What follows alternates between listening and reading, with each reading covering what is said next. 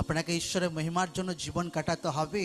একটা প্রভুর লোকদেরকে, একটা ইউথদেরকে, একটা ইউথ যখন কোনো জায়গায় যাচ্ছে, পড়তে যাচ্ছে, দুসরা জায়গায় যাচ্ছে, আর দুসরা লোকরা ব্যভিচারে লিপ্ত আছে, আর যখন আমাদের মণ্ডলী কোনো প্রভুকে জানা বলা ইউথ যখন সেখানে আছে, তাকে ধ্যান রাখতে হবে। একটা ইউথ ভাবে, ও প্রবলেম কি হয় না, লোকরা মনুষ্যকে বেশি ভয় খায়, আমার বাবা না দেখে ফেলে, আমার মা না দেখে ফেলে। নো, একটা ইউথকে ওই ভয়টা রাখলে হবে না। একটা ইউথকে বেশি ভয় রাখতে হবে যে আমাকে ঈশ্বরের বাক্য আমাকে কি বলে। হালেলুয়া। একটা ইউথ যদি ঈশ্বরের বাক্য বেশি ধ্যান রাখে, মা বাবার থেকে বেশি, ভয়ের থেকে ঈশ্বরকে যদি ভয় করে বেশি, যে ঈশ্বরের বাক্য আমাকে কি বলে।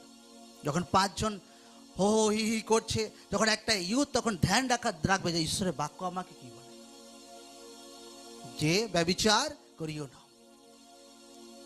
অধার্মিকতায় আনন্দ করিও না, তো সে ইউথ কোনোদিন ডাউন হবে না। প্রভু যিশু জীবিত নাম।